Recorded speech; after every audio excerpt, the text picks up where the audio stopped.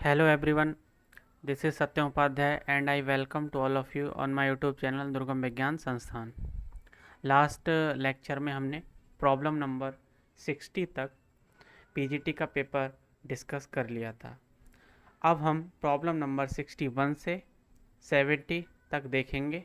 तो आइए देखते हैं प्रॉब्लम नंबर 61 का स्टेटमेंट क्या कह रहा है। ओके, तो इससे पहले अगर आपने मेरे यूट्यूब चैनल को सब्सक्राइब नहीं किया है तो सब्सक्राइब कीजिए एंड वीडियो को लाइक शेयर कीजिए। तो देखते हैं, और मैंने ये क्वेश्चन आपको होमवर्क में दिया था। आई होप कि आपने ये कर लिया होगा। नहीं किया है तो आप सॉल्यूशन देख लीजिए कैसे होगा, क्या कॉन्सेप्ट यूज़ हो रहा है। Okay, when a linear load omega is applied to a metal wire of length L. Its length increases by delta L. The fractional change in its volume delta V by V will be proportional to। तो इन्होंने बोला है कि हमारे पास एक metal wire है जिसका length L है और उसका लेंथ डेल्टा L से इंक्रीज हो जाता है अगर हम उस पर एक लीनियर लोड अप्लाई कर दें। और जो लीनियर लोड दे रखा है वो ओमेगा दे रखा है। वैसे इसका ज़रूरत नहीं पड़ेगा पर दे रखा है। ओके, इन्होंने साथ ही साथ हमसे पूछा है the fractional change in volume, मतलब डेल्टा वी बाई वी। जो डेल्टा वी है वो वॉल्यूम में चेंज हो रहा है and V is the original volume. Okay, will be proportional to, तो किसके प्रोपोर्शनल होगा आइए देखते हैं स्टेप बाय स्टेप सॉल्यूशन। सबसे पहली चीज़, ये हमने एक वायर कंसीडर कर लिया है जिसका डायामीटर d है एंड जब हम ओमेगा लोड लीनियर लोड इस पे अप्लाई करते हैं तो इसकी जो लेंथ है वो डेल्टा L से इंक्रीज हो जाती है। ओके, तो यहाँ पे एक कॉन्सेप्ट होता है fractional change in the transverse length is directly proportional to fractional change in longitudinal length। Okay, तो ये कॉन्सेप्ट हमने अप्लाई किया, delta D by D is proportional to delta L by L. अब ये हम प्रोपोर्शनलिटी का कांस्टेंट हटाएंगे, remove करेंगे इसको, तो एक कांस्टेंट आ जाएगा जिससे हम लोग पॉइजन रेशियो बोलते हैं, सिग्मा। ओके, सिग्मा से डिनोट करते हैं, हमने इसको इक्वेशन 1 कह दिया। Next, let the original cross section area is capital A and the final final cross sectional area is small a। Original का मतलब ये है जब हमने उस पर लोड नहीं लगाया था तब का उसका क्रॉस सेक्शनल एरिया कितना है।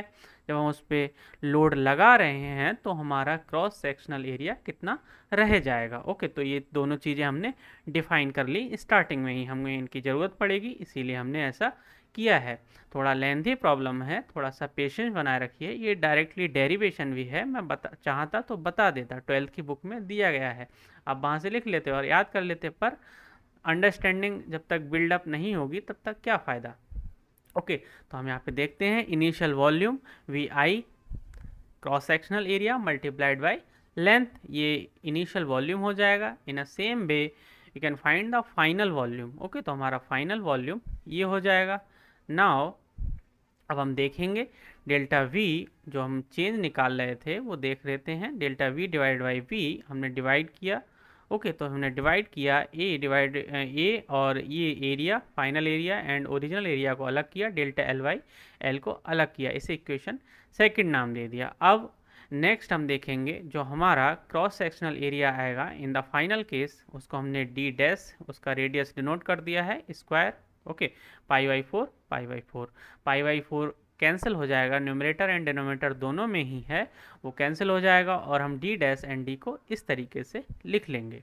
तो डी डैश को हम कैसे लिख सकते हैं, डी जो ओरिजिनल था माइनस जो उसका क्रॉस सेक्शनल एरिया और डायमीटर में जो डिक्रीमेंट हुआ था वो। ओके, इसका होल स्क्वायर, जब इसके होल स्क्वायर को ओपन करेंगे तो ओपन करने के बाद हमें ये मिलेगा, डेल्टा डी मिल जाएगा। ओके, यहाँ पे देख सकते हैं हम डेल्टा डी का स्क्वायर हो रहा है और डेल्टा डी पहले से ही बहुत स्मॉल है। जब स्मॉल होगा तो डेल्टा डी स्क्वायर और भी ज़्यादा स्मॉल होगा, तो डेल्टा डी स्क्वायर को नेगलेक्ट करने के बाद हमें ये मिलेगा। इसके बाद हम इसमें delta L divide by L ये सारे कॉन्सेप्ट को यूज़ करते हुए इसका वैल्यू हम इक्वेशन 1 से पुट करेंगे और इस delta L divide by L को अंदर मल्टीप्लाई करवा देंगे तो फिर से हमें एक डेल्टा एल स्क्वायर मिल जाएगा। तो फिर से same concept, delta L square को नेग्लेक्ट कर देंगे क्योंकि delta L is small and delta L square उससे भी ज़्यादा स्मॉल होगा। ओके, तो हमने सेम कॉन्सेप्ट का यूज़ करके ये रिज़ल्ट फाइंड आउट किया और ये रिज़ल्ट हमें ऑप्शन नंबर सी में दे रखा था। तो हमारा राइट आंसर ऑप्शन सी हो जाएगा। ओके, तो हमने इस प्रॉब्लम का सॉल्यूशन देख लिया। प्रॉब्लम नंबर 61 था, काफ़ी इंटरेस्टिंग प्रॉब्लम था, लेंदी भी था। ओके, तो डायरेक्टली रिजल्ट को मेमोराइज कीजिए कि अगर किसी वायर पे एक लीनियर लोड लगाते हैं तो इस तरीके का रिलेशनशिप हमें मिलता है। हो सकता है आने वाले एग्जाम में ये क्वेश्चन रिपीट हो जाए। ओके, तो हम देखते हैं अब प्रॉब्लम नंबर 62 हमारा क्या कह रहा है।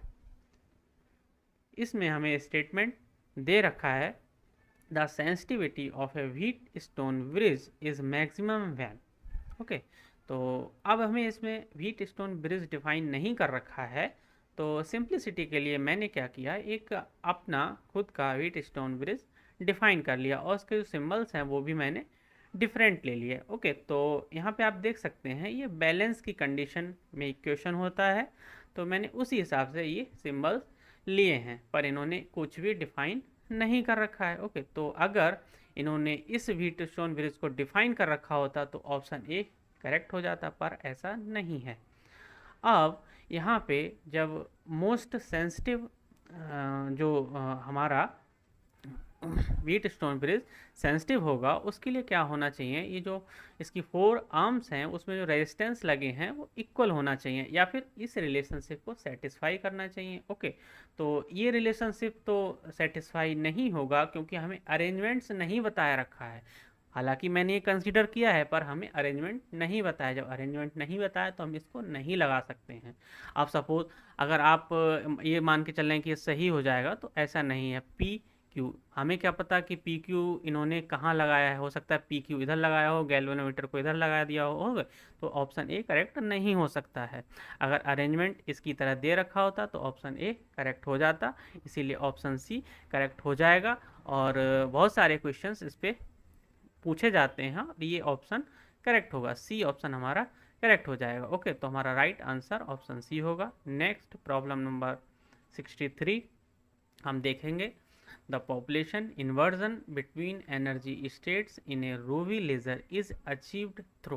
ओके, तो आप सभी को मेमोराइज होगा कि रूबी लेज़र में जो पॉपुलेशन इन्वर्जन को अचीव करते हैं वो ऑप्टिकल पंपिंग के थ्रू अचीव करते हैं। ओके, तो एक रूबी लेज़र सिलेंडर, जो रूबी लेज़र का सिलेंडर होता है वो 2 मिरर से घिरा हुआ रहता है और एक मिरर को हमने फुल्ली सिल्वर्ड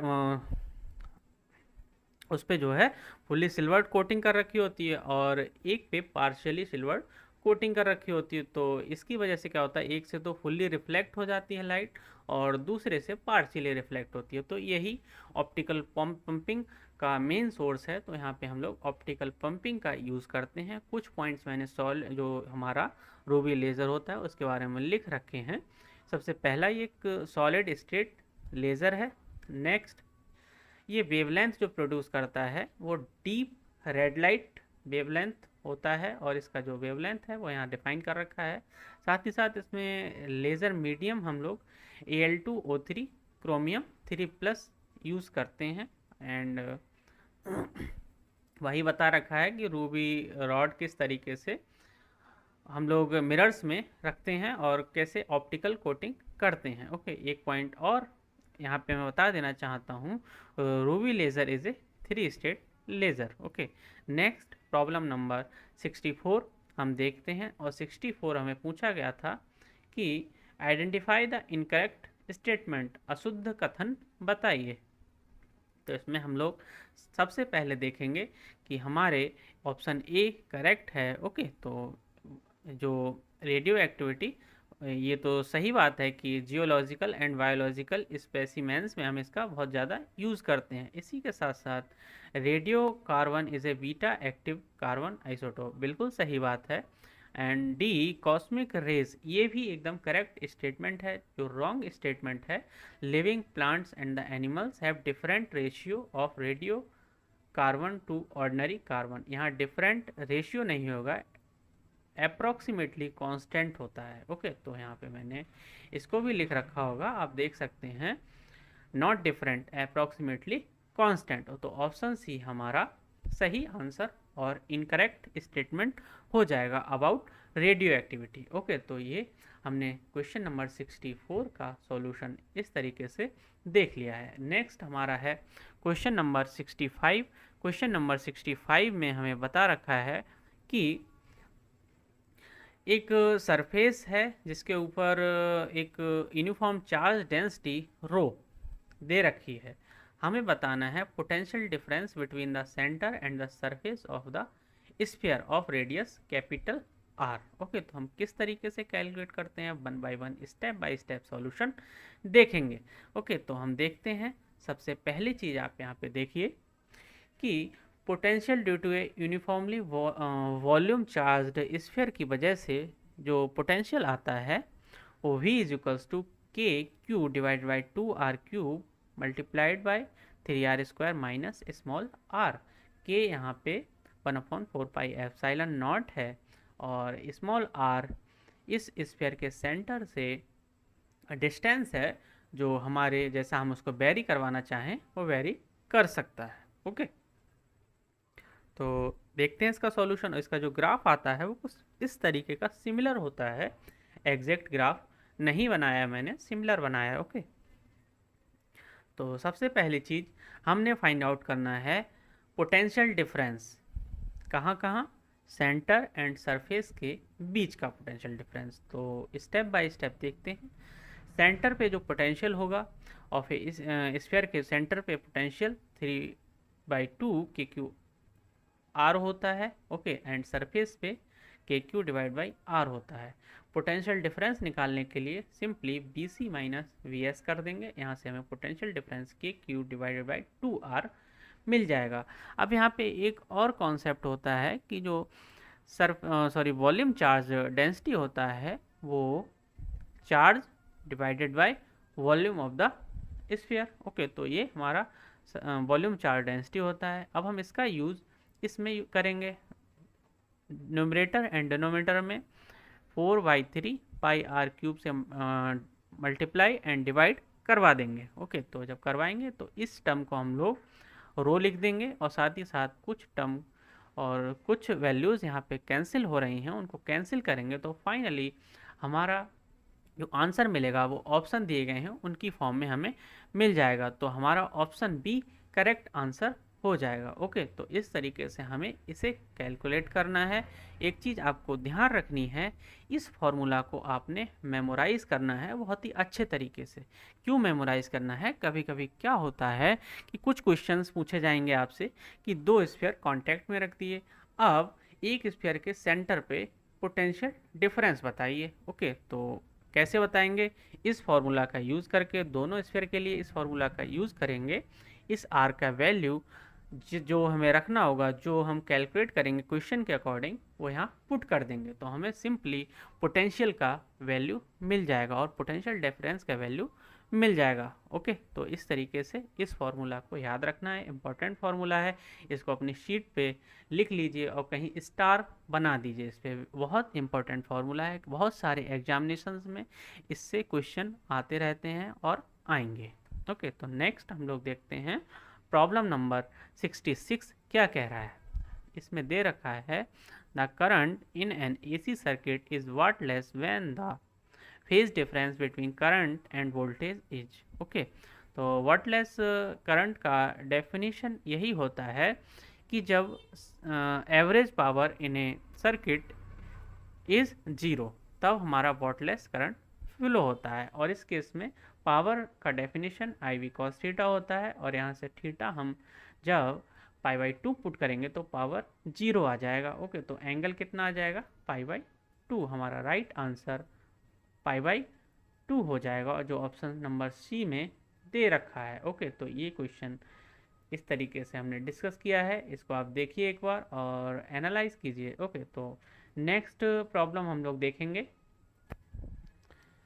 प्रॉब्लम नंबर 67।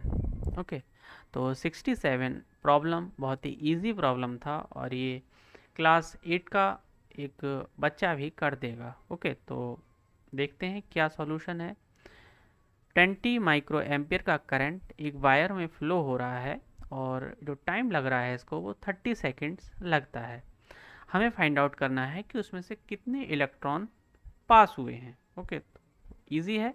देखते हैं, सबसे पहले जो करंट का डेफिनेशन होता है I is equals to Q by T, and जो चार्ज होता है वो Q is equals to number of electrons flow कितने हो रहे हैं, साथ ही साथ एक इलेक्ट्रॉन पे चार्ज कितना है। ओके, तो हम लोग ये वैल्यू यहाँ पुट करेंगे तो हमें फाइनली नंबर ऑफ इलेक्ट्रॉन्स मिल जाएंगे I into T divided by charge of electron. Okay, तो 1 बाई 1 इनकी न्यूमेरिकल वैल्यूज़ को पुट करते हैं। I हमें 20 है, multiplied by 10 to the power -6 divided multiply 30 divided by charge of electron. Charge of electron 1.6 10 to the power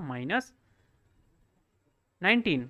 okay, तो जब इनको हम कैलकुलेट करेंगे तो हमारा जो आंसर आएगा वो 375 multiplied by 10 to the power 13 electrons. Okay, तो इतने इलेक्ट्रॉन्स उस वायर के थ्रू पास हुए हैं और ये ऑप्शन नंबर ए में आंसर दे रखा था, तो राइट ऑप्शन ए हो जाएगा। ओके, नेक्स्ट हम लोग देखेंगे प्रॉब्लम नंबर 68 क्या कह रहा है। प्रॉब्लम नंबर 68 में हमें एक ऑब्जेक्ट जिसका मास m है, वेलोसिटी v से मूव कर रहा है और एकदम से क्या होता है, एक्सप्लोड होता है। ओके, एक्सप्लोड होते ही 3 इक्वल पार्ट्स में बट जाता है। Okay, and immediately after the explosion 2 pieces become stationary, 2 piece उसके स्टेशनरी रहते हैं, पर जो थर्ड पीस होता है वो मूव करने लगता है, मतलब स्टार्ट जारी रखता है मूव करना। ओके, एंड इन्होंने हमें पूछा है what is the kinetic energy of this piece. तो कुछ नहीं करना है, बस conservation of linear momentum apply कर देना है। ओके, और यहाँ से कंजर्वेशन ऑफ जब लीनियर मोमेंटम अप्लाई करेंगे तो हमें दो चीज़ें मिलती हैं, या तो हमें मास मिलेगा या वेलोसिटी मिलेगी। ओके, तो मास अगर पहले ही बता रखा है तो वेलोसिटी मिलेगी, और मास नहीं बता रखा है तो दोनों में से एक चीज़ तो बता ही रखी होगी। अब यहाँ सिचुएशन को थोड़ा अच्छे तरीके से समझने के लिए हम इसका एक फिगर बना लेते हैं कि किस तरीके से क्या हो रहा है। मैंने एक कैपिटल M मास लिया और जब वो एक्सप्लोड हुआ और 3 इक्वल पार्ट्स में डिवाइड हो गया, इनका मास m/3 m/3 m/3, ये सारे ही इक्वल मासेस हैं। ओके, तो 1 2 3 ये 3 पार्ट्स हमें मिले। इसमें से 1 एंड 2 क्या हुए, स्टेशनरी हो गए, पर थर्ड वाला जो पार्ट था वो फाइनल वेलोसिटी vf से मूव करने लगा। ओके, तो अब हम लोग लगाएंगे law of conservation of momentum. तो ये क्या होता है, sum of initial momentum and sum of final momentum. Okay, तो देखते हैं इनिशियल मोमेंटम हमारा क्या है। एक पार्टिकल था, उसके पास मास कैपिटल M था और मूव कर रहा था v वेलोसिटी से।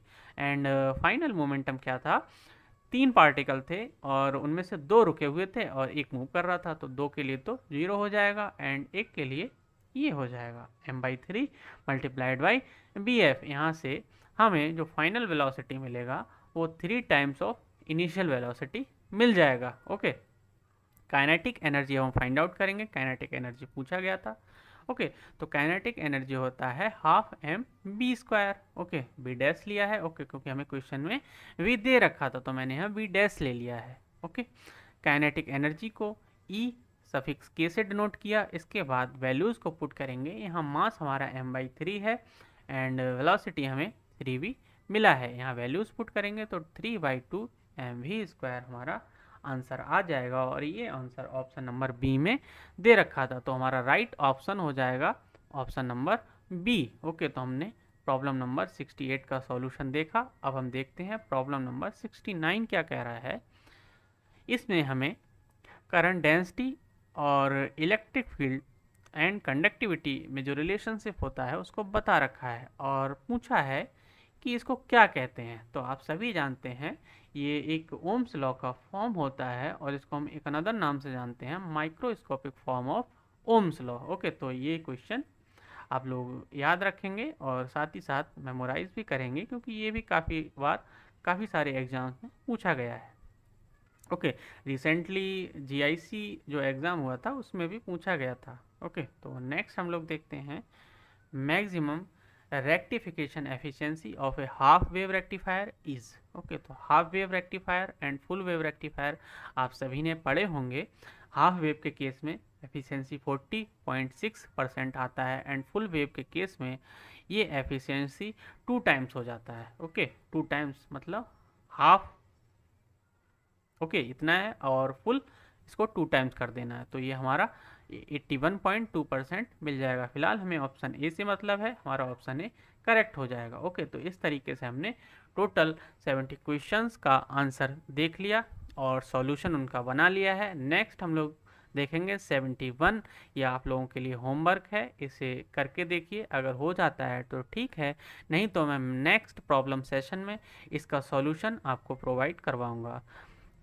इसको बना के लाइए, तब तक के लिए ध्यान रखिए, स्वस्थ रहिए। ओके, एंड यूट्यूब चैनल को सब्सक्राइब कीजिए, लाइक कीजिए, शेयर कीजिए।